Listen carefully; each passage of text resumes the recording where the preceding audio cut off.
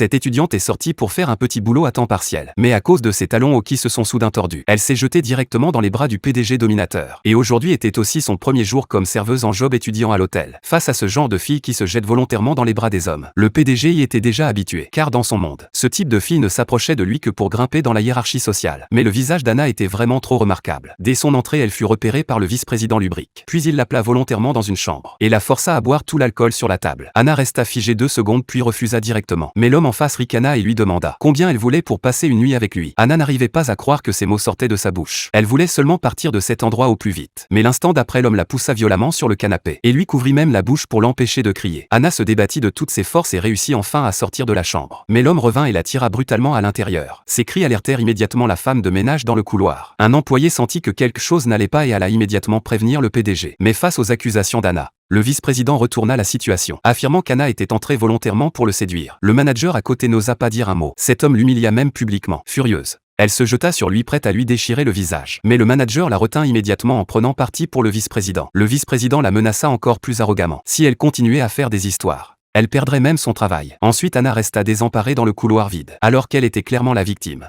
Elle était menacée. À ce moment-là, le PDG Jacques qui montait les escaliers la vit. Le manager s'approcha immédiatement pour faire son rapport et dit que la jeune fille insistait pour appeler la police. Mais en bas, il y avait déjà des journalistes qui attendaient. Si l'affaire éclatait, la réputation du groupe serait forcément affectée. Alors Jacques s'avança pour régler ça en privé. Mais dès qu'il ouvrit la bouche, il lui demanda combien elle voulait. Anna pensait au départ qu'il était venu la soutenir. Elle sourit amèrement en disant qu'elle voulait seulement garder un minimum de dignité. Tout ce qu'elle voulait depuis le début était des excuses. Mais Jacques continuait à augmenter les sommes. Anna en fut tellement choquée qu'elle en rit. Est-ce que les riches peuvent vraiment tout faire impunément? Après avoir entendu cela, Jacques sortit son carnet de chèques et proposa directement 500 000, lui demandant si cela suffisait pour régler l'affaire de ce soir. Mais l'instant d'après, Anna lui donna une violente gifle. Puis elle l'insulta violemment. Vous croyez vraiment que l'argent peut acheter la dignité de tout le monde? Ensuite, Anna lui dit froidement. Le vice-président peut encore utiliser l'alcool comme excuse. Mais lui était parfaitement conscient. Après ces mots, elle partit sans se retourner. Jacques ne s'attendait absolument pas à cela. Cette fille têtue et pleine de caractère deviendrait un jour la femme qu'il protégerait toute sa vie. Cependant, avant même d'arriver chez elle, le talon de sa chaussure se cassa complètement. Épuisée, elle s'appuya contre le mur et retira lentement ses chaussures. Puis elle continua à marcher pieds nus. Elle ne comprenait pas pourquoi ceux qui se battent pour vivre ne reçoivent même pas le respect le plus élémentaire. De son côté, Jacques, inquiet que l'entreprise soit poursuivie, alla voir son ami, convaincu que cette femme avait forcément tout planifié pour extorquer une énorme indemnisation à l'entreprise. Mais quelle que soit la vérité, il devait la découvrir.